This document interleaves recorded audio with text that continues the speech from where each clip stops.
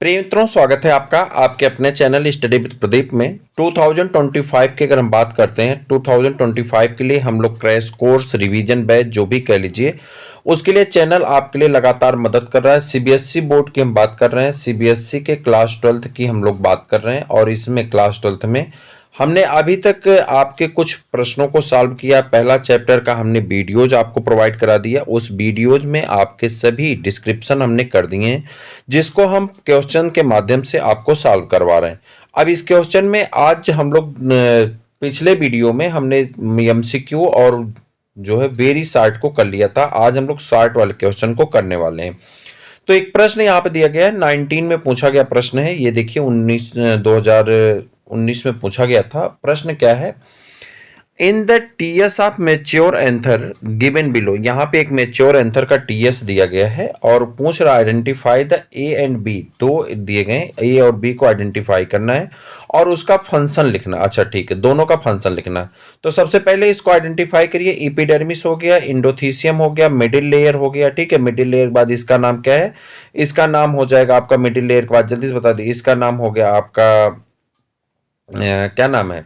जल्दी से इनका नाम हो जाएगा, बोलिए जल्दी बोलिए, इसका नाम क्या हो जाएगा? टेपिटम। और टेपिटम के बाद स्पोरोजिनस टिश्यू। तो अब यहाँ देखिए, ये टेपिटम वाले हिस्से से निकला है बी और ए निकला है स्पोरोजिनस टिश्यू से। तो यहाँ पे ऐसे ही तो है, इन लाइन को टेपिटम कहते हैं और अंदर वाले को स्पोरोजिनस टिश्यू। अब नीचे आ जाइए, तो ये कह रहा है कि इसका डिस्क्रिप्शन आपको मिल चुका है। तो कह रहा है स्पोरोजिनस टिश्यू, पहला वाला ऑप्शन क्या है? स्पोरोजिनस टिश्यू है।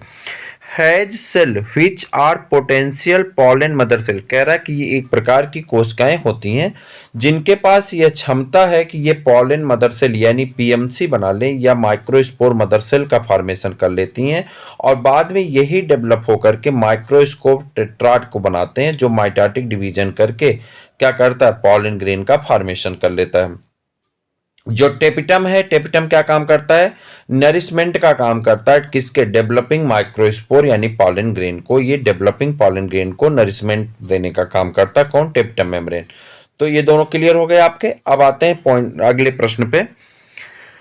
कह रहा है a pollen grain in angiosperm at the time of the dehiscence from an anther could be two celled और थ्री सेल्ड। कह रहा है जब ये पॉलन ग्रेन यहां से निकलता है, अलग होता है स्पोरेंजियम से, तो उसमें 2 सेल स्टेज होती, 3 सेल स्टेज होती। एक्सप्लेन, इसको एक्सप्लेन करिए। How are the cell placed within the pollen grain when said at the 2 cell stage. कह रहा है जब पॉलन ग्रेन यहां से निकलता है तो 2 सेल स्टेज में होता है, तो उसके बारे में भी एक्सप्लेन करिए। अब ये प्रश्न पूछा गया है ऑल इंडिया 2017 में और प्रश्न आसान है, बस थोड़ा सा दिमाग लगा के इसका आंसर करना। देखिए कह रहा है इन अबाउट 60% ऑफ एंजियोस्पर्म, लगभग 60% एंजियोस्पर्म ऐसे हैं pollen grain are set at the 2 cell stage, जिसमें पॉलन ग्रेन किस अवस्था में पाया जाता है? 2 सेल अवस्था में पाया जाता है। एक सेल को वेजिटेटिव सेल कहते हैं और दूसरे को क्या कहते हैं? जनरेटिव सेल कहते हैं। कह रहा however in about 40% of flowering plant the generative cell may be further divided. कह रहा है जो जनरेटिव सेल है एक बार फिर से डिवाइड कर जाता है और 2 जनरेटिव सेल का फॉर्मेशन कर लेता है, जिसकी वजह से एक मेल गैमीट हो जाता है, एक pollen grain and set to the 3 cell stage. इसकी वजह से इसे हम लोग क्या कहते हैं? 3 सेल स्टेज का पॉलन ग्रेन कह देते हैं। एक वेजिटेटिव सेल हो जाती है और 2 जनरेटिव सेल हो जाती है। The placement of which within the pollen grain when set 2 cell stage can be visualized as seen। कह रहा है जो हमसे अगला प्रश्न पूछा गया था कि 2 सेल स्टेज किस प्रकार से दिखता है, तो इस प्रकार से दिखता है। ये इसका एंटाइन है, ये इसका एक्साइन है, ये वेजिटेटिव सेल है और ये कौन सी सेल है? जनरेटिव सेल होती है। आगे आ जाइए, अगला प्रश्न आपका है 22 नंबर का। ये इंपॉर्टेंट प्रश्न ये भी है, 2017 में दिल्ली बोर्ड में पूछा गया।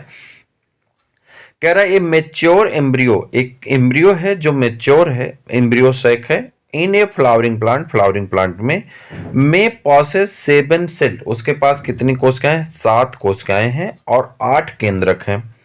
Explain with the help of the diagram only. यहाँ पे सिर्फ आपको डायग्राम बना करके एक मेच्योर सेल को एक्सप्लेन कर दे। यहाँ पे डिस्क्रिप्शन नहीं चाहिए, सिर्फ और सिर्फ डायग्राम बनाना है आपको मेच्योर सेल का। A typical angiosperm spore is the 8 nucleated and 7 cell stage ये आपका चिलाजल रीजन है, कल भी मैं आपको बताया था, इसे एंटीपोडल सेल कहते हैं। सिनर्जिड एंड है, सिनर्जिड एंड पे ही एक सेल पाई जाती है। सेंट्रल सेल है जिसे पोलर न्यूक्लियाई पाया जाता है। फिलीफॉर्म अपरेटस पाए जाते हैं जो आने वाले पॉलन ग्रेन को रास्ता देने का काम करते हैं, और इस हिस्से को माइक्रोपाइलर एंड कहा जाता है। तो बस आपको डायग्राम बना करके अपने आंसर को क्या करना है, बता देना है। ठीक, आगे बढ़ जाइए। इन ए फ्लावरिंग प्लांट, कह रहा है कि एक पुष्प वाला पौधा है। ए माइक्रोस्पोर मदर सेल, एक microspore mother cell produce 4 male gamete, जो 4 मेल गैमीट को बनाता है। While a megaspore mother cell, जबकि एक मेगा स्पोर मदर सेल कितने गैमीट को बनाती है? जबकि एक मेगा स्पोर मदर सेल एक फीमेल गैमीट का फॉर्मेशन करता है। ऐसा क्यों है, एक्सप्लेन करके बताइए। तो ये आपको पता है कि जब माइक्रोस्पोर मदर सेल आता है तो उसमें पहला मियासिस होता है, तो 2 सेल बनती हैं।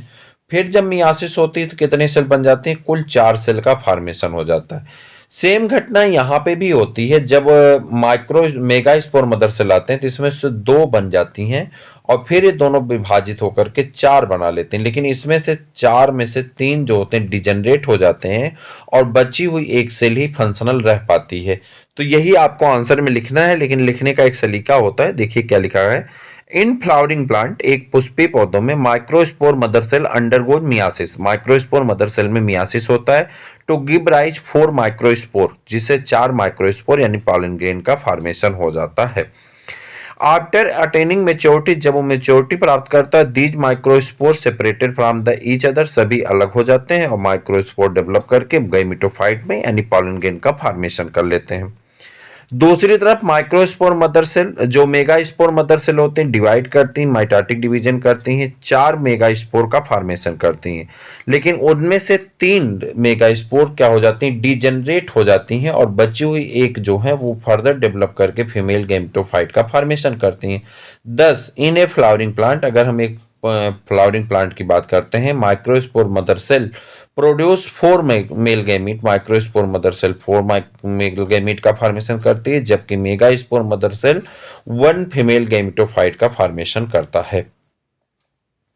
अगला प्रश्न है, gynoecium of a flower may be apocarpous और सिनकार्पस, कह रहा किसी भी फ्लावर का गाइनीशियम कैसा हो सकता है, एपोकार्पस हो सकता है या सिनकार्पस हो सकता है। Explain with the help of example. तो हम लोग पिछला एग्जांपल करके बताए थे कि सिनकार्पस किस में पाया जाता है, पापवर में, और एपोकार्पस किस में पाया जाता है, मिचेलिया में। तो मान लीजिए यहाँ पे दूसरे एग्जांपल इस पे दे दिया है इस प्रश्न में, gynoecium of the flowers called apocarpous when the carpel are free, कह रहा एपोकार्पस तब कहते हैं जब कार्पेल क्या होते हैं, फ्री होते हैं। और ऐसा किस में देखा जाता है, रननकुलस में देखा जाता है। जबकि दूसरे तरफ अगर हम चलें तो सिनकार्पस होता है जो कि किस में देखा जाता है, पिट्यूनिया में देखा जाता है। हालांकि आप चाहें तो इस आंसर को भी यहाँ पे लिख सकते हैं। आंसर देखिए, कल हम लोग पढ़ रहे थे, ये देखिए कह रहा था द गाइनीशियम, जो गाइनीशियम होता है पापवर का, वो मल्टी कार्पेलरी होता है और सिनकार्पस होता है, तो पापवर लिख सकते हैं। और मिचेलिया जो होता है वो मल्टी कार्पेलरी होता है और एपोकार्पस होता है। तो ये इसका भी आंसर अगर यहाँ लिख देते हैं एग्जाम्पल, तो आपका आंसर सही माना जाएगा। ठीक है, जो आपके बुक में दिया गया था, हालांकि इसने आंसर लिखा है दूसरे तरह से। ठीक, draw section of diagram megasporangium of an angiosperm and label funiculus micropyle embryo sac and nucellus, कह रहा है एक उसका डायग्राम बनाइए और मेगा स्पोरेंजियम का, और एनाट्रापस बिल बना लीजिए जो आपके बुक में दिया गया है, और उसका जो है लेबलिंग कर देना है। तो लेबलिंग कल मैंने आपको करवाया था, इसी डायग्राम को कई बार बताया था कि जो डंठल से लगा होता है, जो पेड़ से लगा रहता है, फनकुलस करते हैं। हाइलम जो है प्लेसेंटा का काम करता है, इधर से इसको जोड़े रहता है। सिनर्जिड कोशिकाएं होती हैं, एक सेल है polar nuclei, central cell antipodal cell, chalaza region. Nucleus, इस मांस वाले सेल को न्यूक्लियस कहते हैं। इसके ऊपर जो सेल बाद में कोट बनाएगा, छिलका बनाएगा, ये इंटेगुमेंट कहलाता है, और पूरे को एम्ब्रियोसेक कहते हैं। बस डायग्राम बना के लेबलिंग कर देना है, आपको नंबर ले लेना है। तो आसान सा प्रश्न था, आगे बढ़ जाइए। कह रहा है differentiate between the two cell enclose in a mature male gametophyte of an angiosperm haploid pollen grain represent the male gametophyte. It contain two cell, इसमें दो सेल होती है, एक वेजिटेटिव सेल होता है और एक जनरेटिव सेल होता है। जो वेजिटेटिव सेल अथवा ट्यूब सेल होती हैं वो लार्ज होती हैं साइज में compare to generative cell. Generative cell की तुलना में वेजिटेटिव सेल बड़ी होती हैं। And have to the vascularise cytoplasm, इसमें साइटोप्लाज्म भी भरपूर मात्रा में पाया जाता है। The generative cell on the other hand, दूसरी तरफ अगर देखें जो जनरेटिव सेल है वह क्या करता है, डेंस साइटोप्लाज्म से भरा होता है, उसमें प्रोमिनेंट न्यूक्लियाई पाए जाते हैं that give rise to the male gametophyte, जो मेल गैमेट का फॉर्मेशन करते हैं, जबकि वेजिटेटिव सेल मेल गैमेट का फॉर्मेशन नहीं करता। Name all the haploid cell present in and the unfertilized mature embryo sac of a flowering plant. Write the total number of cell in it. तो कह रहा कि एक मेच्योर में कितनी सेल हो जाती है, 7 सेल होता है और 8 न्यूक्लियस स्टेज आ जाती हैं।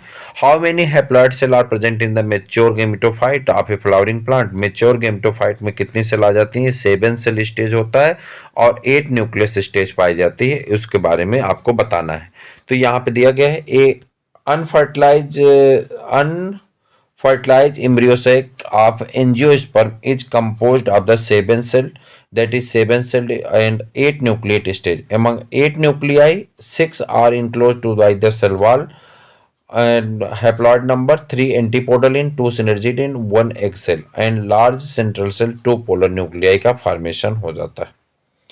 Draw a label of the schematic diagram of the transverse section of the mature anther of and the angiosperm plant. Angiosperm plant में एक mature anther का आपको TS काट के बताना है, तो ये डायग्राम आपका यहाँ पे पेज प्लेस कर दीजिए। आगे explain the function of germ pore, germ pore का फंक्शन बताना। 2012 में ये प्रश्न आपसे पूछा गया था। तो germ pore are prominent aperture of the pollen grain, a sign where the sporopollenin absent. कह रहा जर्मपोर जहां पे एक साइन पे पाया जाता है वहां पे जो है क्या गायब हो जाता है, स्पोरोपॉलिन नहीं पाया जाता है। These are the region where the intines come out forming a pollen tube to release male gametes in the embryo sac. 3 number के क्वेश्चन पे आते हैं। Pollen bank are the playing a very important role, जो pollen bank होते हैं एक मुख्य role अदा करते हैं किस लिए, prominent plant breeding programmes of the worlds over. How are pollen preserve in the pollen bank, explain. How are such banks benefited our farmer, name write any two way. 2 answer आपको लिखना है, चलिए देखते हैं। कह रहा जो पॉलन ग्रेन है वह स्टोर किया जाता है कई सालों के लिए लिक्विड नाइट्रोजन में -196 डिग्री सेंटीग्रेड पे in pollen bank. For later use by the plant breeding programme, उन्हें बाद में हम प्लांट ब्रीडिंग प्रोग्राम के लिए उपयोग में ला लेते हैं। Plant breeding is a technique of the manipulation, कह रहा है यह एक प्रकार की टेक्निक है मैनिपुलेशन का of the plant species in order to the create this desired plant type that are better suited for the cultivation. कह रहा है कि give better yield and are disease resistant. The objectives of the such pollen banks including incorporation of the certain traits or characters into the crop plant in order to the enhance of the food production such as increased tolerance of the environment. कह रहा है environment की सहने की क्षमता इसमें आ जाती है, स्ट्रेस को सह सकता है, सॉलिनिटी को सह सकता है, एक्सट्रीम टेम्परेचर को सह सकता है और सूखे को सह सकता है। रेसिस्टेंट टू पैथोजन, पैथोजन से रेसिस्टेंट हो सकता है जैसे कि वायरस, फंजाई और बैक्टीरिया से भी रेसिस्टेंट रह सकता है। अगला in embryo sac of the female gametophyte is 7 celled and 8 nucleate structure. Justify the statement with the help of the diagram। तो कह रहा डायग्राम बना करके आपको इसे जस्टिफाई करना है कि क्या 7 सेल स्टेज और 8 न्यूक्लिएट स्टेज होता है। तो आपको एक डायग्राम बनाना है ये वाला और यही डायग्राम बना करके इसको जस्टिफाई कर देना है। तो आपका आंसर तो यहाँ पे दिया गया है। ठीक है, आगे बढ़ जाइए। अगला draw the diagram of the sporangium. कल के डायग्राम में स्पोरेंजियम का टीएस काटे थे, उसके चारों पार्ट को स्ट्रक्चर किए थे, इनर मेम्ब्रेन वगैरह सब कुछ को। तो यही प्रश्न घुमा फिरा के पूछा गया। ये देखिए आपका इसका आंसर दिया गया है। कह रहा the structure of the mature microsporangium can be describe of the, ये एपिडर्मिस है, endothecium, middle layer, microspore, mother cell, tapetum, और ये जो है इसकी लेबलिंग है। कह रहा है कि जो एंजियोस्पर्म्स होते हैं anther are the bilobed. Anther कैसे होते हैं? बाइलोब्ड होते हैं। Each lobe bears two theca, सभी लोब में दो दो थीका पाया जाता है, दो थीका होते हैं। Thus they are referred to as the dithecous, इसलिए इसे डाइथीकस कहते हैं। Microsporangium appears circular in outline. कह रहा बाहर से आउटलाइन में सर्कुलर दिखाई पड़ता है and usually surrounded by the four wall layer, चार बॉल लेयर से घिरा होता है। The outer three layers epidermis, ऊपर की तीन लेयर इपिडर्मिस होती हैं। Endothecium and middle layers are protected in the function. They also help in the dispersal of the pollens by the dehiscence themselves, while the innermost layer tapetum is nutritive and functions and nourish the developing pollen grain. The centers of the, ठीक, of the centers of the germpore, the centers of the, कहाँ गया भाई, Mycosporangium comprises the compact sporogenous tissue. A cell of this sporogenous tissue undergoes meiotic division to form the microspore tetrad. कई बार ये बात मैं आपको बता चुका, वही प्रश्न घुमा घुमा के आ रहा है। चूंकि टॉपिक तो हमने दो ही टॉपिक चयन किया था, उसी दो टॉपिक के जितने प्रश्न है वही घुमा फिरा करके हम लोग पढ़ रहे हैं। फिर प्रश्न देखिए वही है। Name the organic material exine. Exine का ऑर्गेनिक मटेरियल क्या होता है? स्पोरोपालिन, अभी पीछे पढ़ के आए हैं, of the pollen grain and made up of, किसका बना होता है? स्पोरोपालिन का बना होता है। How it is the material advantage, इसका मटेरियल एडवांटेज क्या है कि पॉलन ग्रेन को जो है प्रिवेंट करता है, क्योंकि ये high pH, high temperature, high alkali, high acid base किसी से भी टूटने वाला नहीं होता है। Still it is preserved that it does not form a continuous layer continuous of the pollen grain give region। कह रहा है ये सभी जगह पे जो है कंटिन्यूअस नहीं होता, क्योंकि जर्मपोर पे स्पोरोपोलिन नहीं पाए जाते हैं। How are pollen banks useful, pollen bank कैसे यूजफुल है? क्योंकि पॉलन ग्रेन को स्टोर करता है, भविष्य में जब हमें जरूरत पड़ेगी तो हम उस पॉलन ग्रेन को लेकर के हाइब्रिडाइजेशन के थ्रू नए स्पीसीज का फॉर्मेशन कर सकते हैं। अब इसका आंसर देखते हैं। कह रहा था ऑर्गेनिक मटेरियल ऑफ द स्पोरोपालिन, स्पोरोपालिन का जो ऑर्गेनिक मटेरियल है एक्साइन का, वो कौन है? स्पोरोपालिन है। This is the most resistant biological material, ये बहुत रेसिस्टेंट बायोलॉजिकल मटेरियल है और ये पॉलन ग्रेन को प्रोटेक्ट करता है डैमेज से। तो ये तो पहला हो गया। दूसरा क्वेश्चन है, एक sign of the pollen grain is the not continuous layer, continuous layer नहीं होती है, क्योंकि ये जर्मिनेटेड पोर जहां बनेगा, जर्म पोर, वहां पे स्पोरोपालिन क्या होता है? एब्सेंट होता है। दूसरा आंसर हो गया। तीसरा ऑप्शन कह रहा पॉलन बैंक जो है स्टोर करते हैं पॉलन ग्रेन को, और ये लॉन्ग समय के लिए स्टोर करके रखते हैं, इसलिए ये हमारे लिए महत्वपूर्ण होते हैं। Draw label diagram of the typical anatropous ovule. अभी ऊपर ओव्यूल पढ़ के आए हैं, वही स्ट्रक्चर पूछ रहा है तो कहिए चलने दिखा दे, नहीं तो ओव्यूल का स्ट्रक्चर कुछ ऐसे ही बनता है। इसके बाद ये तीन सेल हो जाती हैं, ये आपकी हो जाती है, बस इसकी लेबलिंग कर दिए। चलाजा हो गया, एंटीपोडल हो गया, और इसके बाद ये माइक्रोस्पोर मदर सेल हो गई, पॉलन ग्रेन हो, क्या कहते हैं इसको, पोलर न्यूक्लियाई कहते हैं, एग सेल हो गया, और इसके बाद सिनर्जिट सेल हो गई, ये आपका जो है माइक्रोपाइलर इंड हो गया। ठीक। Explain the process of the microsporogenesis in angiosperm.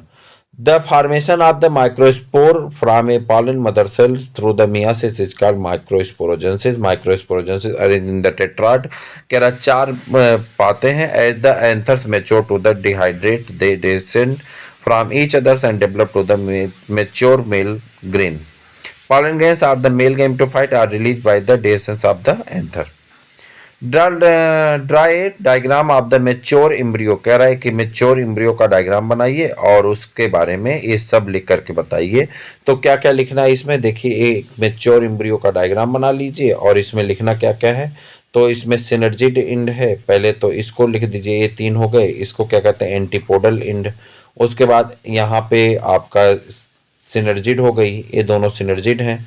ए आपका एग सेल है और यहाँ बीच में जो है 2 और लगा दीजिए, तो हो गया पोलर न्यूक्लियाई, और ये पूरा सेंट्रल सेल है, और फिलीफॉर्म अपरेटस ये छोटे छोटे पाए जाते हैं।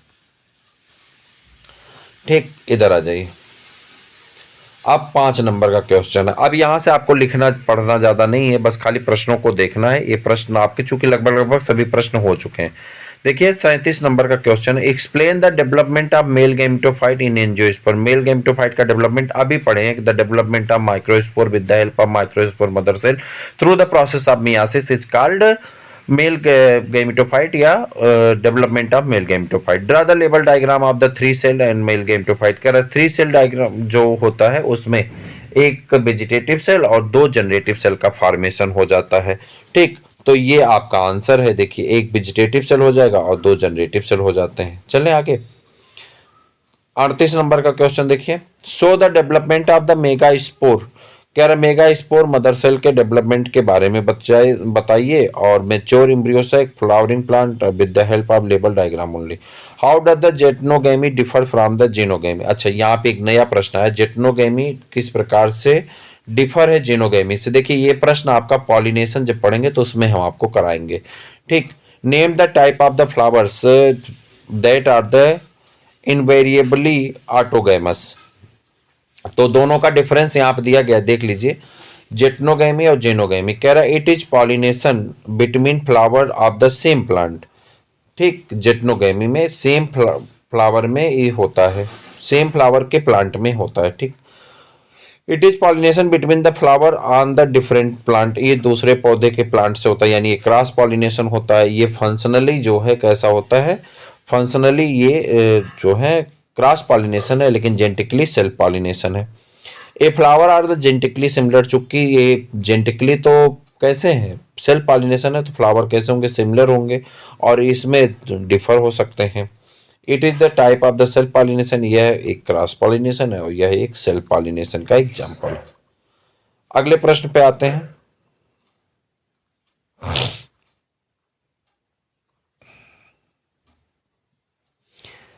उसके बाद cleistogamous flowers variable autogamous no chance of the cross pollination leading to the stigma. ठीक, explain the monosporic development of the embryo sac in the ovule of the angiosperm. Draw a diagram of the mature embryo sac in and the angiospermic ovules and label of the 4 parts in it. Describe the process of megasporogenesis in an angiosperm. Draw the schematic. अब ये diagram वाला है पूरा हिस्सा ये आपका। अब देखिए ये सभी प्रश्न के आंसर आपके पीछे कराए जा चुके हैं। यह भी जो आंसर लिखा गया ये भी हम लोग पीछे कर चुके हैं, कैसे कैसे बनता है। तो इसी प्रकार से आप जब अपने इसकी तैयारी करेंगे तो सभी प्रश्न आपके लगभग लगभग पढ़े हुए मिलेंगे, और इस प्रकार से आप अपने प्रश्नों की तैयारी बहुत आसानी से कर सकते हैं। इसके बाद हम लोग क्या काम करने वाले हैं, ये आपका पहला पार्ट कंप्लीट हुआ, और इसके बाद हम लोग एक प्रैक्टिस पेपर लेके आएंगे चैप्टर वाइज। तो हर चैप्टर के यानी 13 आपके चैप्टर हैं और 13 आपके प्रैक्टिस पेपर हैं। 13 प्रैक्टिस पेपर हैं, 5 मॉडल पेपर हैं। प्रैक्टिस पेपर में आंसर हम आपको दिए रहेंगे, हम आपको करवाएंगे। यह चैप्टर कंप्लीट हो गया। देखिए दूसरा चैप्टर का आज वीडियो आपको मिल जाएगा जो है मेल रिप्रोडक्टिव सिस्टम का, और इसका जो है हम लोग पॉलिनेशन वाले का, फिर आज का ये आपका हो ही गया। कल हम लोग पॉलिनेशन वाला इसका जो है क्वेश्चन आंसर कर लेंगे। फिर उसके बाद उसमें फीमेल रिप्रोडक्टिव सिस्टम, इसमें पॉलिनेशन का दूसरा पार्ट जो कि बड़े हैं, क्वेश्चन ज़्यादा हैं। फिर उसमें जो है पहुंच जाएंगे, उस मतलब एक एक दिन में ऐसे ऐसे उसको करते जाएंगे पीछे से क्वेश्चन। और जब पहली यूनिट खत्म होगी पहले चैप्टर का एक पेपर मॉडल पेपर, दूसरे चैप्टर के एक मॉडल पेपर, तीसरे चैप्टर के एक मॉडल पेपर, जिसमें सभी प्रश्न हम कोशिश करेंगे समाहित हो जाए। फिर उसके बाद दूसरी यूनिट में चलेंगे। ऐसा इतना करते करते हमारी 15 जनवरी आ जाएगी लगभग। फिर हम लोग दूसरे यूनिट में चलेंगे। दूसरी यूनिट में चलेंगे 15 जनवरी से जो है 30 जनवरी के बीच में हम लोग दूसरी और तीसरी यूनिट कर लेंगे, क्योंकि तब तक हमारी स्पीड बन जाएगी। और उसके बाद इतना करने के बाद फरवरी आ जाएगी, चौथी और पांचवी यूनिट कर लेंगे। हमारा कोर्स पूरा कंप्लीट, हमारा पेपर कंप्लीट, हमारा जो है सब कुछ तैयार हो जाएगा, और हम भरोसा दिलाते हैं। अच्छा, बाद में फिर वो जो 13 पेपर है हमारे पास 7-8 दिन का गैप है टाइम टेबल में, उस 7-8 दिन में वो सभी को कवर कर लेंगे तो हमारा तेजी से पेपर भी हो जाएगा और हम अच्छे नंबर पा जाएंगे। तो इतना ही आज की वीडियो में, अपने मित्रों तक पहुंचाइए, चैनल को देखते रहिए, पढ़ते रहिए और रिवीजन करते रहिए। फिर मिलते हैं किसी और वीडियो में, तब तक के लिए इजाजत मिलेगी।